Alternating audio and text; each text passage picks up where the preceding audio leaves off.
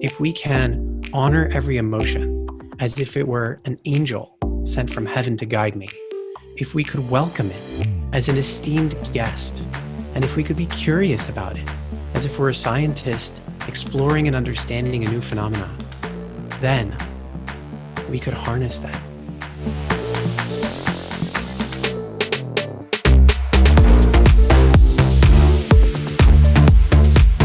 Welcome to another episode of Bigger Than the Hustle podcast, and today I have a hugely exciting guest all the way from the United States of America. So it's our fourth international guest, and it's taken a bit of toing and froing back and forth to get our journeys aligned, our timelines aligned to get him on, and I'm so excited he's come on. He's recommended from one of our previous guests, so he is an awe-inspiring psychologist, an adaptability coach and consultant to entrepreneurs. So it's all the people that are listening here. There's so much he can help you with, in terms of leaders and businesses. He also runs his own podcast. So if you guys want to listen out, it's called the Business Couch with Dr Yishai podcast. And he's an Adaptability-Hacker as well. So we'll go into this and so much more within the podcast. So without further ado, hi, Dr Yishai. Hi. So excited to be here. Good. Thank you so much. So I'm going to hand over the mic to you. If you could introduce yourself and how you come into the world, and then we can go in the conversation from there. Sure. If you want me to go really far back, I came into the world. My mom likes to joke I was born twice, because the first time I was being born, the umbilical cord was wrapped around my neck. Wow. And they actually pushed me back in. And so I was birthed twice as far as coming into the world. It was pretty prophetic in a way, in that it was a very challenging experience. Not that I remember it, but my mother shares that. And one of the things that really wasn't until I was 26 that I heard for the first time is that I was born a sensitive person, which is to say that my body and my brain and my emotion system has the way that I register sensation is very big in magnitude, and my emotions can be very big in magnitude. So sensitive kids are notorious for being very difficult in terms of having difficulty getting clothes for them, being colicky, just having a lot of difficulty with a lot of the sensory parts of living. And again, it wasn't until I was 26 that I heard that for the first time and started looking into that. And maybe it has something to do with the way I was born. I really don't know. Maybe it's some genetics. Maybe there's another piece of it. There can certainly be a lot of factors. One of the things that it led to for me was that because my reactions were so huge, that they ended up being really disruptive and harmful for myself and my relationships. One story that really comes to mind, which really sticks in my mind, is when I was 7 and I was playing with a bunch of friends and my brother. We were at a friend's house around a pool table. Not that we knew how to play pool, so we were just kind of rolling the balls around on the table, not really even using the sticks. And I was really interested in what was going on, but wasn't paying attention. And I had my hand on the table and I curled it over the edge of the pool table. And for any of you who are also sensitive, you might already know what's happening, what's about to happen, and be cringing because my brother threw a ball on the table and it smacked my hand. I mean, it made like real contact and it was so painful to me. And my reaction was so big with pain and then with anger. I grabbed a ball from the table and I pitched it so hard straight at my brother's head that it tore a 2-foot crater through the wall behind him. And I was lucky because he got out of the way in time. I like to joke here in America, baseball is like a really big sport, that if there was a scout, like a coach at the time in that room, I might have ended up in like the major leagues. But the other side of that is, as soon as that happened, immediately on top of the pain and the anger, which was really big, I also experienced immediately fear, because my brother is a year older than me and bigger than me. I mean, like bigger. Mm-hmm. And on top of that, and so I was scared out of my wits. I mean, this guy was going to come at me, obviously I have a better relationship with my brother now. He doesn't come at me with his fists, but at the time we were 7 and 8, and so I was super scared of that. In addition to that, I was incredibly embarrassed tremendously ashamed. This happened in front of a dozen of our childhood friends. And to me, I felt like immediately I lost every shred of respect I had for myself. I lost every friendship I had. I lost any relationship I could have had with my brother. That was what happened for me in that moment. And my heart starts pounding. My eyes are tearing up, and tears start streaming down my face. And of course, if you ever have had this moment of such shame, I'm not just like crying or sobbing. I'm like ugly crying with snot coming out of my nose. And I just bolt out of there, out of the fear, in the anger, in the shame. And I go and I hide. And I hide for 4 hours. And mind you, so I'm Orthodox Jewish. And this was on a Saturday, which meant we don't use our phones. We don't use electronics. We don't carry, right? So I'm hiding for 4 hours, and the family that I'm at is freaking out because they can't find this kid who just had this explosive moment, right? And how are they to know what was going on, or if I was okay, or if I'd run away even? So they call my parents, they call the cops. Mind you, that's something we don't do unless there's a life-threatening situation, right? And so my parents show up, the cops show up, and I'm already feeling so much shame, right? And it's in that moment that I tell myself my emotions are dangerous. They hurt me. They hurt people around me. And I swear I will never let my emotions do that again. And I spend the next decade trying to push down to stop my emotions from hurting me or the people around me. All of that because I was born a sensitive kid. But again, I didn't make sense of that until 20 years later. Where that led me when I was in high school was I was mostly successful at really having a firm grip on my emotion system. But what that led to was I couldn't feel anything anymore because I was clamping so hard on it. And that led me to depression. And suddenly it felt like, one, I had no idea how to respond or react in any situation because I was constantly clamping my emotions. Two, I was constantly exhausted and drained because it takes so much energy. And three, I was stuck because without feeling, there's a lot of life that is really hard to be a part of. It's really hard to adapt because our feelings tell us when we did something that's not okay or when we did something that we like. And so I got really stuck there. And for me, it was not an option to just keep doing that if I wanted to actually have a life. To me, it wasn't even a matter of trying to figure out how to succeed, how to make a career. It was, for me, very life and death. I needed to understand and figure out what the heck are these things we call emotions? Why are they? Why do they exist? How are they showing up? When do they show up? I needed to make sense of all of this stuff because if I didn't, I didn't really have any alternatives. So that to me was like essentially became my life's work. Perfect. Now, that introduction is a deep reason to your why, from what I can understand. The reason that you do, what's your why on why you do the work you do? Mm-hmm. And it's so enlightening that you have that why, because that's when your why is big enough, the how sorts itself out. Is that correct? Yeah. And so many people live on this planet and continue to, whether it be work, whether it be careers, whether it be business, do things that they feel, I just want to, but the why is not there. So the foundation is not there.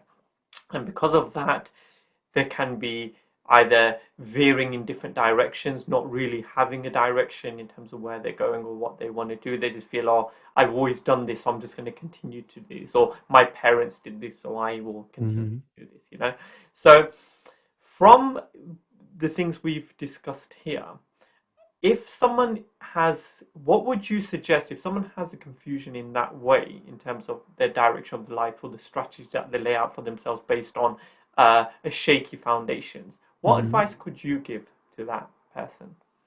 It's a great question because, and this actually connects with another story. When I was a teenager, my parents noticed what was happening, which I give them tremendous credit for. I mean, they were pretty attuned to that.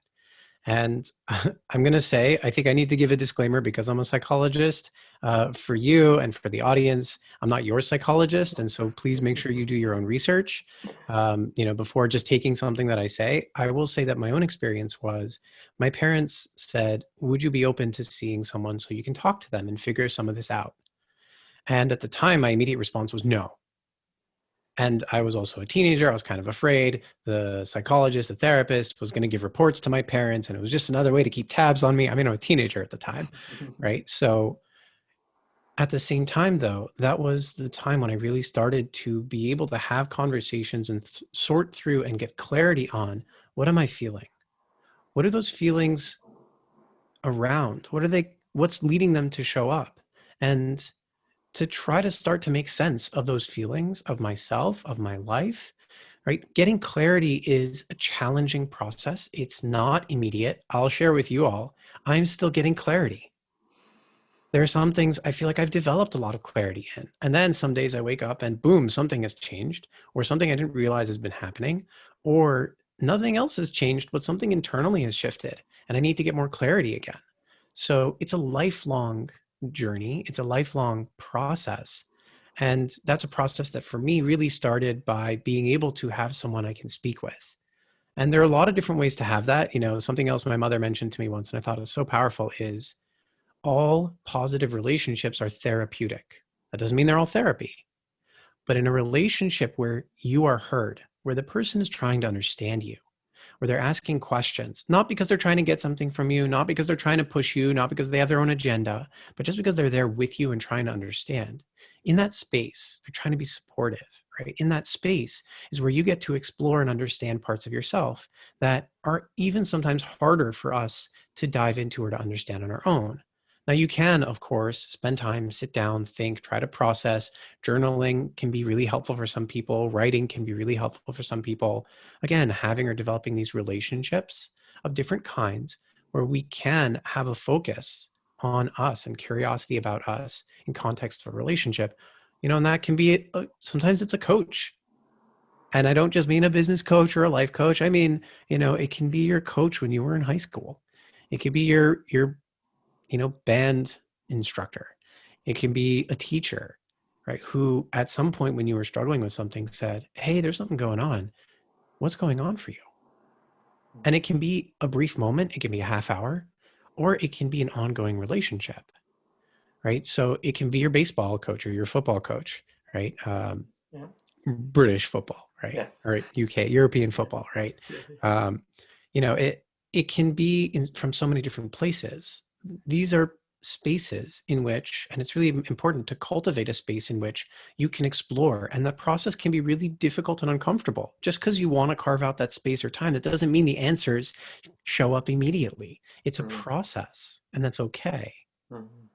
Now, what would you suggest if someone's been through quite a traumatic time? So, I found talking to a lot of people that I know and have been through certain situations, life changes for someone generally when there's a crisis moment. Something happens where they're back to the wall. They've something's happened where it's fight or flight sort of type of scenario.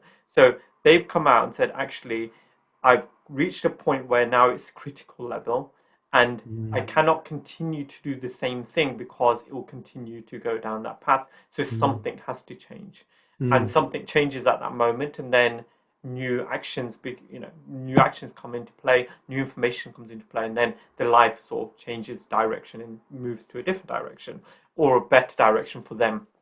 Now, I've rarely seen that where people have done that through a comfort zone where they're comfortable with their life and they're happy with their life, and then they just suddenly decide to just change it around, right? In my limited experience, should I say, it could happen, but I've not seen it. Now, if someone then creates a change and they create it via their own way, so they listen to, like, for example, YouTube videos, for example, they listen to podcasts, they talk to people around them, and they work out in their own head, okay, this is going to be a new direction for me in the way I'm heading, and they start moving in this direction. And a lot of it is self-done, so without real professional help or without coaching, etc. They just move forward in a certain direction, and they get to a point where they feel, I'm now in a good space, and now my life is serving me the way I wish it to be served. How would you suggest that what the benefits of then opening up to a coach or a psychologist or someone of better nature in terms of understanding the mind to help them progress even further than they have on their own through their own methods? Yeah, so let me just make sure I'm getting the question. Yeah.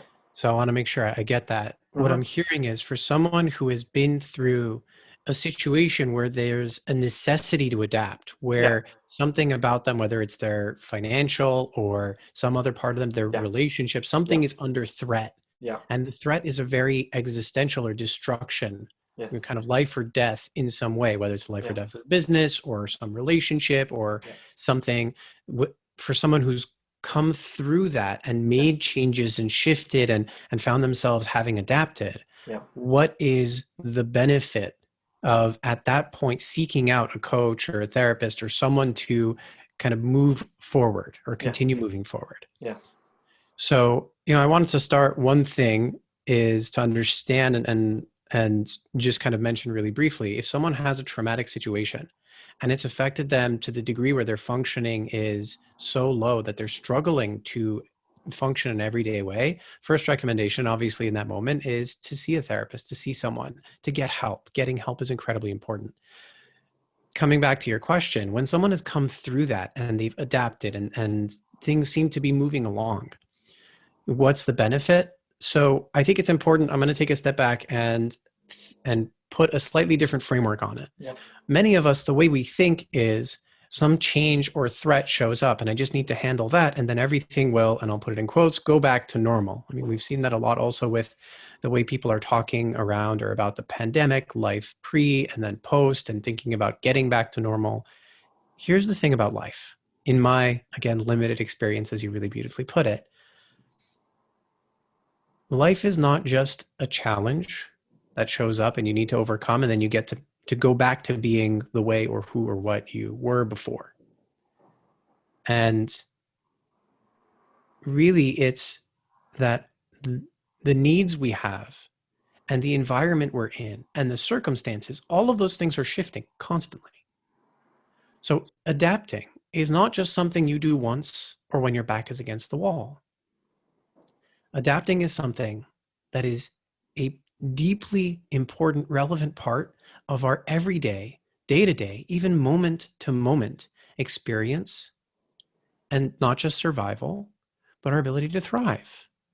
So when you're asking the question of what's the benefit for someone who's come through something, well, for what's in the past or what they've worked through, there may or may not be as much benefit. It could be helpful to gain insight into how is it they approached that. Was it an effective, or in what ways was it effective, or what point did it need to get to? And could they notice or gain some information or understanding on the next time something shows up, which is likely not going to be exactly the same?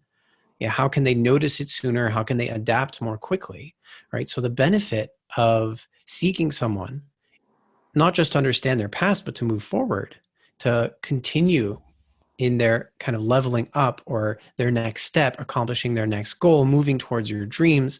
The benefit in doing that is that it's not just a moment of adapting when something external to us, throws a wrench in the gears of some life that we've created. It's that life is all about the wrenches. Yes. That life is a series of, it's not just a series of events, but again, our internal set of needs and then our goals and our dreams and the circumstances are constantly shifting and changing. We don't live in a static world. So the benefit is that having a framework, a professional with whom or in that relationship, you can take the time and slow down and sometimes get expertise, sometimes get perspective. Sometimes it's just about that relationship. In that space, what you can do is continuously take a look, because the circumstances and the needs and our goals and our dreams are constantly shifting and changing.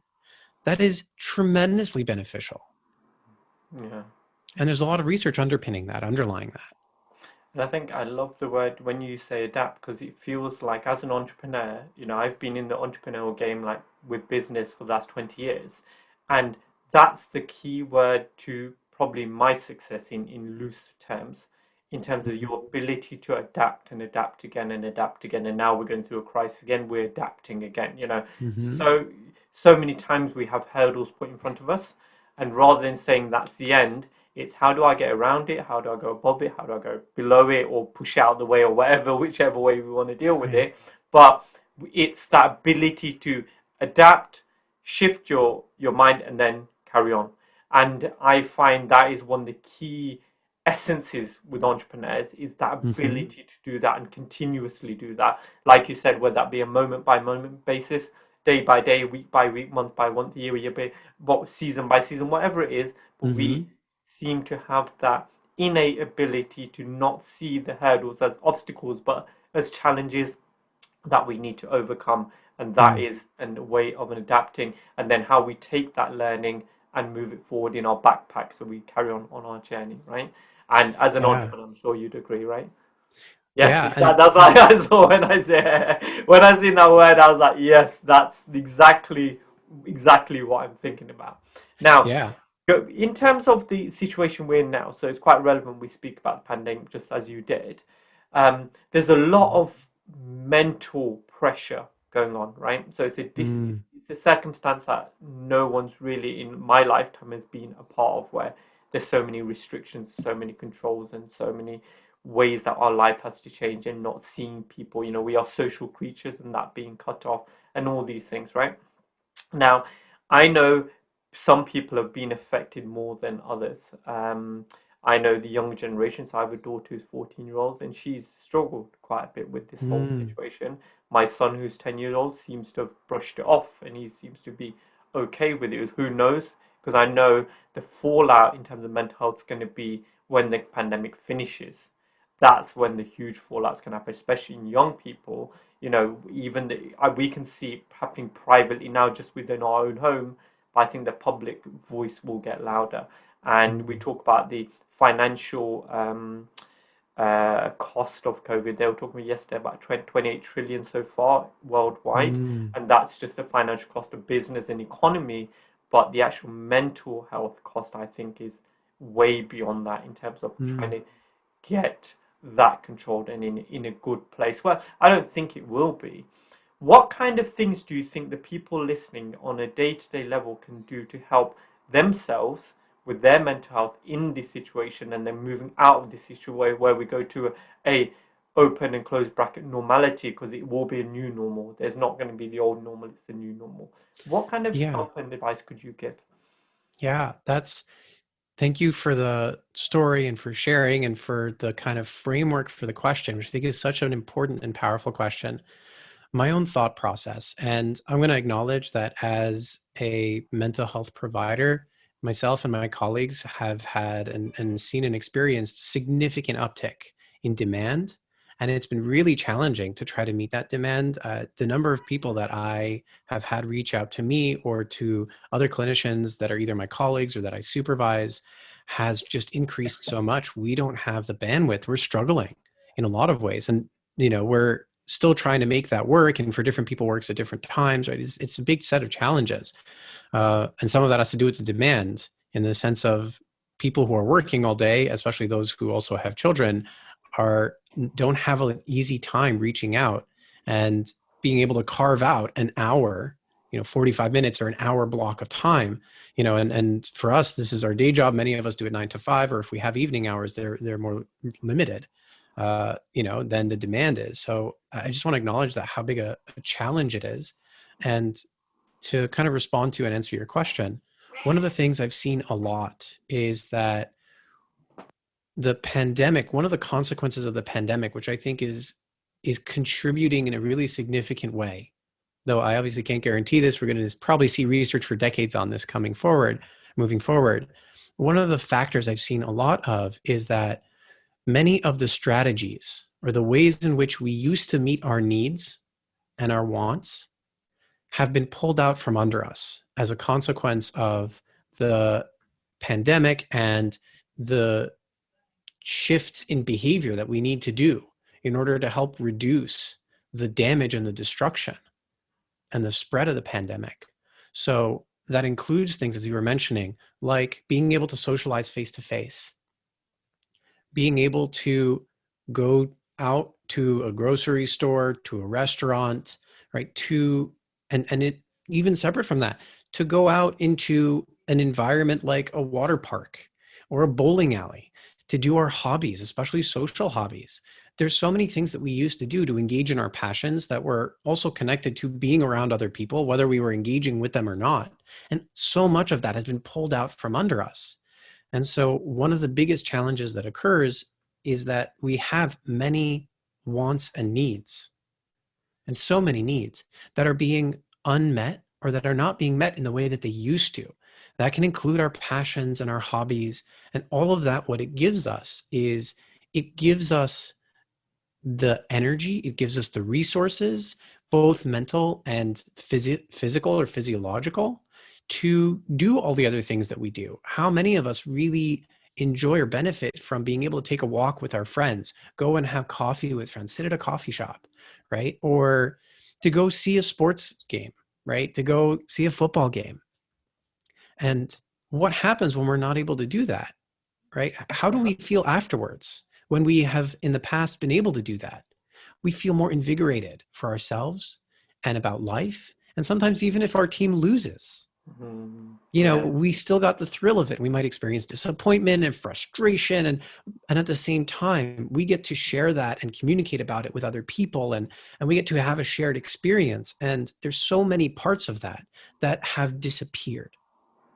I think it's also really important that as a consequence of that, part of the way that our emotion system works is that when my needs or my wants are going unmet, my emotion system is designed to perk up and say, hey, this is a problem. This needs to get addressed. And it's not in a pleasant way. It doesn't feel pleasurable to experience that. That's not how our emotion system says you have a want or a need or a set of wants and needs that are no longer being met effectively. You're not recharging your batteries. You're not getting the engagement, the connection that you need. You're not getting the freedom, the adventure, the excitement, right? The activities that recharge you. The way our emotion system does that is it generates discomfort. It can sometimes disrupt some parts of our functioning. I don't mean that in a clinical diagnostic way. I just mean in an everyday way. We might find ourselves reaching for more carbohydrates. We might find ourselves wanting to snack more. We might find ourselves bored, understimulated. These are not pleasant, experiences. We might find ourselves more hungry. We might find ourselves more exhausted or feeling drained. Right? These emotions are telling us, hey, you have needs that are not being met. And so my advice or my thought process, what I would encourage you to think about is for so many of us, what we do is we say, I don't like those feelings. I don't like that set of responses or reactions. So I'm going to sound familiar because I used to do this a lot, and I'll acknowledge I still do sometimes. I'm going to push it away. I'm going to try to make it stop. I want that to go away. But what we miss in that process is the underlying need.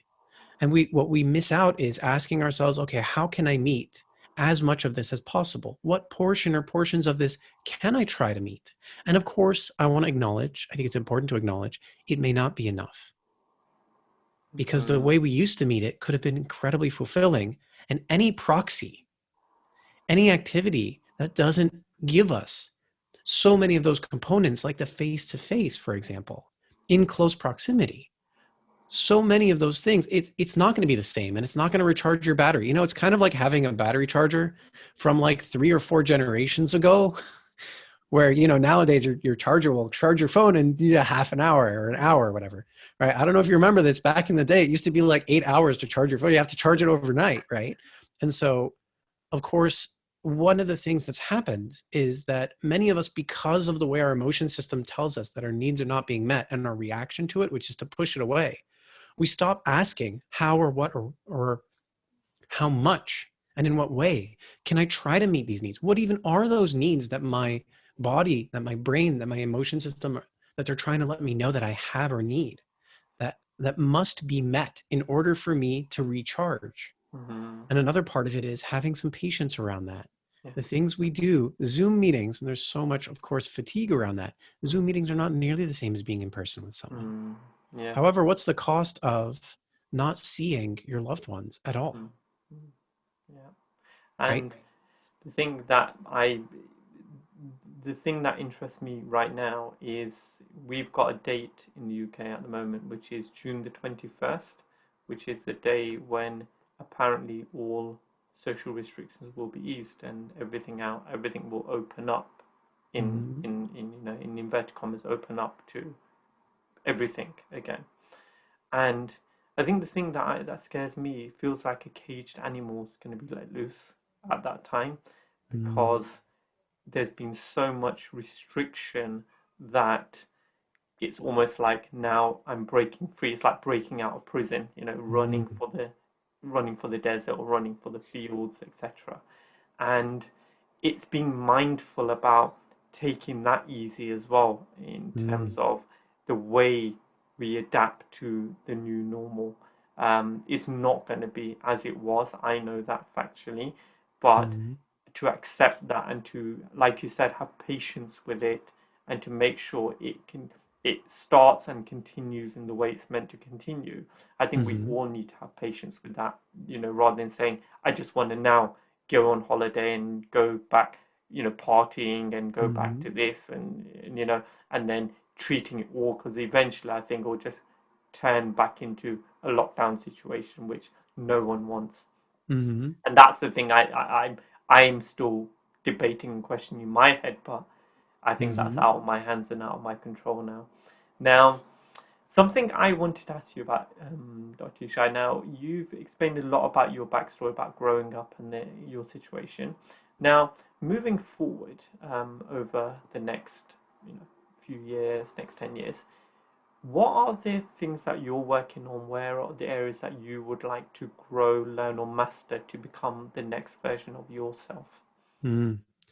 Great question. So for me, I know I talked a lot about and I've reflected a lot about how my life has given me my own drive and ambitions. For me, some of it is figuring out how do I help and shift and make changes in the world with what I've had to learn for myself and what I've developed. So, something that I didn't necessarily mention, but kind of connects a little bit is that my own journey into getting clinical training and becoming a psychologist is very deeply connected to wanting to understand both for myself and then also to help others who struggle and who have struggled or currently struggling the way that at the time that I needed it, I got help. And Mm, for me, some of that is about continuing because I do deeply enjoy and appreciate and love being a therapist and helping people. And it's deeply important to me as well to be making and able to make a bigger impact in addition to working with individual clients or patients and in addition to supervising and helping clinicians grow and learn and develop.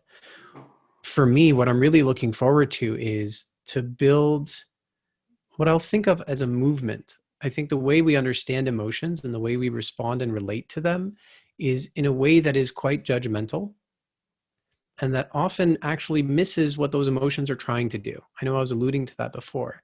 And so for me, what I'm really looking forward to is really setting up and figuring out, and this is what I'm currently in the process of and will be for the next few years, is learning how to create a sustainable system and process, which includes a business that will allow me to spread and help more people understand your emotions better so that you can adapt more efficiently, more effectively, so that you can respond, so that you have a deeper understanding and a clear understanding of when an emotion's showing up, why it's showing up, how it's showing up, and how you can harness it because it is trying to help you. So, how you can harness it in order to accomplish what the emotion is actually trying to accomplish that so many of us have no sense of. And mm, so, for me, it's really a mission to really shift for the whole world how we understand and relate to this process, this part of our brain that's designed to help us, that we often experience as just hindering or getting in our way. And then we spend, and I'll say even sometimes waste, a ton of energy just trying to make that stop when it's trying to help us. It's Mm, like biting the hand that's feeding you. yes. And for that plan to take fruition and to take shape in the most awesome way possible, what does that look like for you? So also a great question. So for me, it starts with being able to build a business that can allow me to start training and growing and helping other people learn how to teach and coach. So there's a lot of speaking for me. There's a lot of teaching and training people to speak and coach in that longer term. And to build a, again, it's I think about it in a business way. You can call it a foundation. It's a mission, and Mm, a business is a vehicle through which you get more people to develop that set of skills and to be able to teach others and share and educate. Right? Some of that might be developing things like curricula for schools, whether at every level. It could be from 5 years old, from preschool, middle school, high school. Right? It could be in college. I mean, there's so many pieces of that, and there's so much more nuance, and we can at every level learn and develop and grow. I currently am starting with entrepreneurs and business leaders who, if they can make these shifts, one, that for themselves and for their businesses, that their ability to adapt will and to respond and understand that in themselves and in all of their teams and everybody who works for them will make a huge shift in how those businesses work and how everybody comes into work. And it mm, starts there for me in the sense yeah. of creating something that is able to sustain and build and grow. And it's going to grow laterally in all these different directions. And I think it can grow into so many domains. It can grow into parenting. It can grow into relationships. It can grow into self and personal development. And I mean, so many other domains as well. Emotions and adaptation are a part of every moment of our lives. Mm. And so it And pervades every aspect of our lives. mm. And I think what really excites me about just even hearing your vision is it's a big project that if done correctly, as in it's got the focus, the discipline, and the patience built in to grow it, and you bring in the right people, and you bring in the right engineering, the environment, the research, and the information, and you build that over like almost like a slow cooker, and you're marinating all the Mm. ingredients in one. The end result's going to be huge, and I think the delayed gratification, the patience to make sure if it means it takes a few extra years to develop it, take that extra years because the end result's going to have such a bigger impact because so Mhm. much energy has gone into it. And I'm excited for you. And if there's any help you need on that journey, please do reach out because that is a project that I'd love to be involved in at some level. I may not have the experience that you need, but I'm sure I can provide some input somewhere along the line on that. So please Amazing. reach out.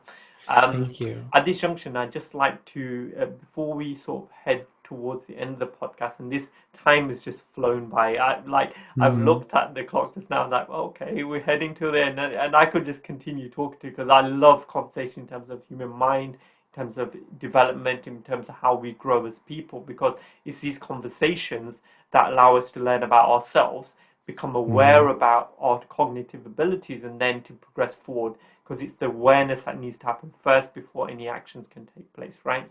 So, the more we can have of this, and I'm sure I'm going to get you on again to discuss certain aspects of that. So, the universe willing, we can make this happen Mm. again. So, just before we head over to the end, there's a couple more questions I'd like to ask you for the listeners to get a deep understanding about you as a person.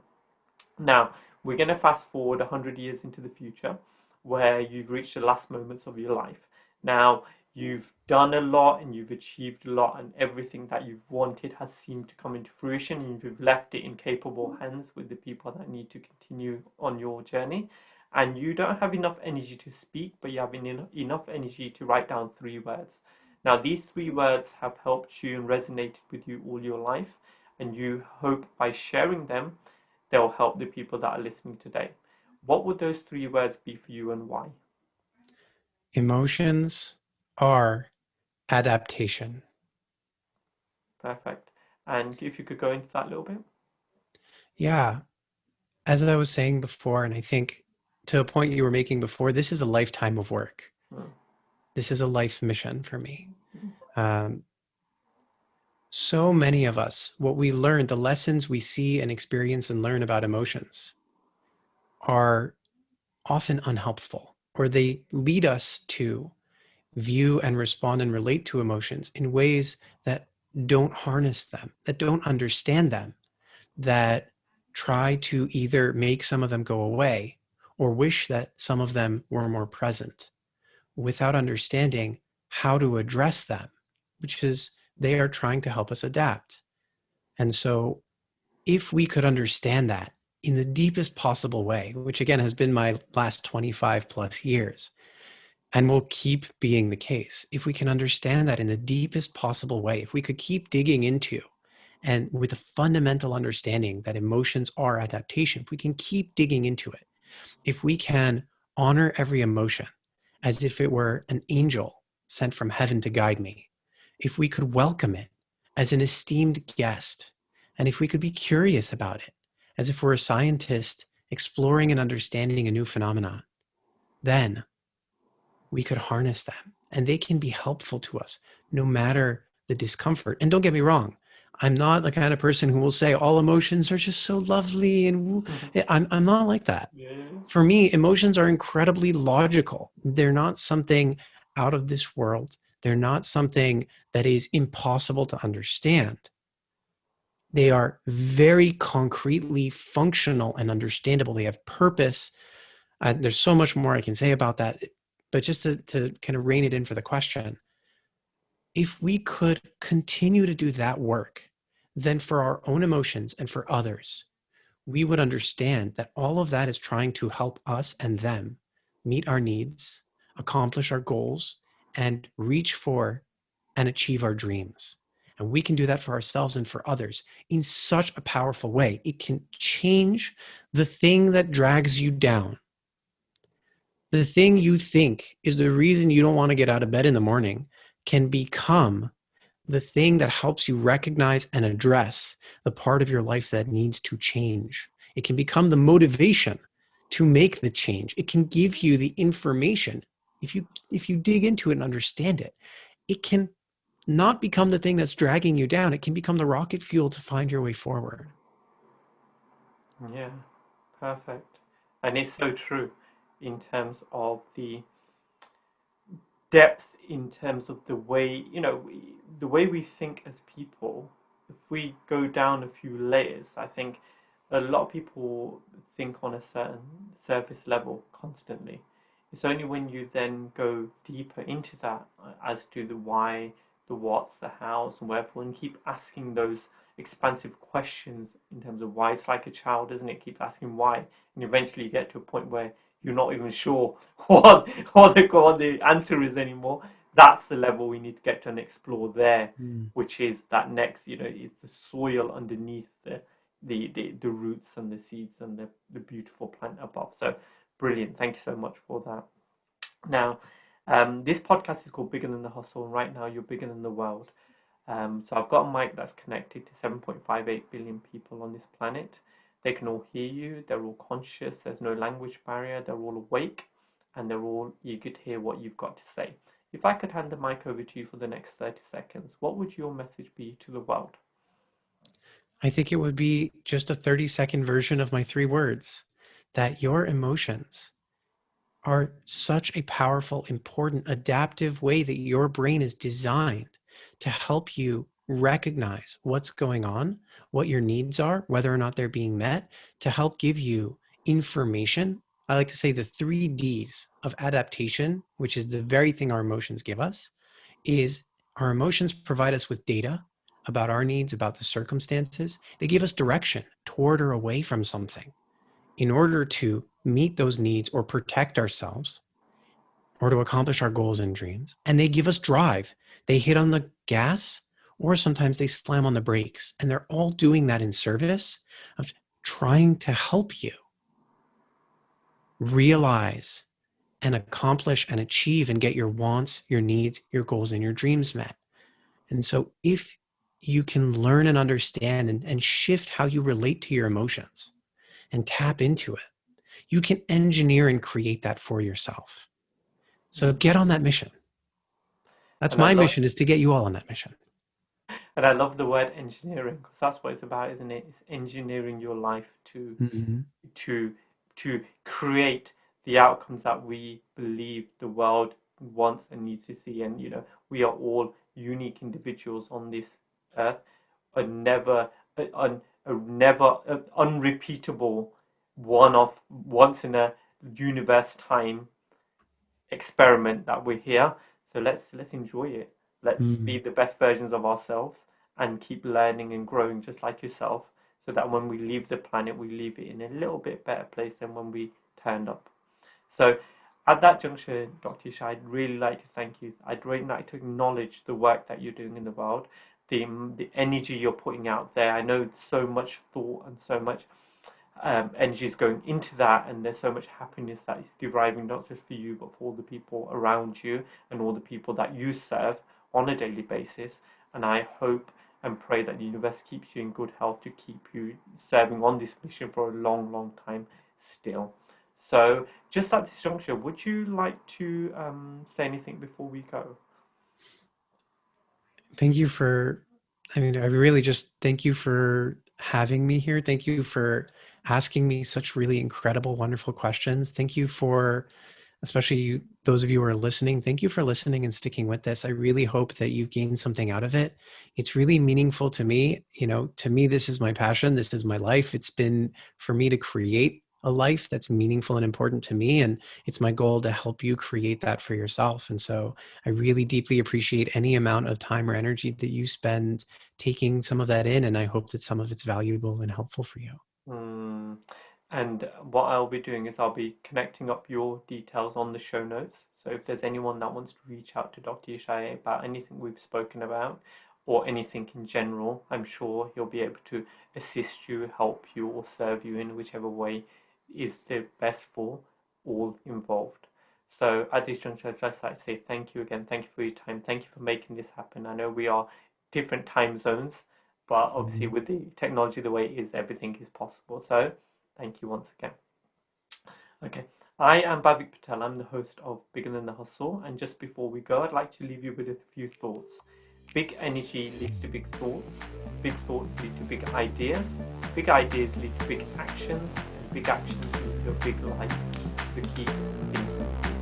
Until next week, goodbye. Give things a go, regardless what's happening and regardless of what's going on around you, to be your best self and to give everything a bash, as they say in Scotland. Give it a bash, give it a try and see where it takes you.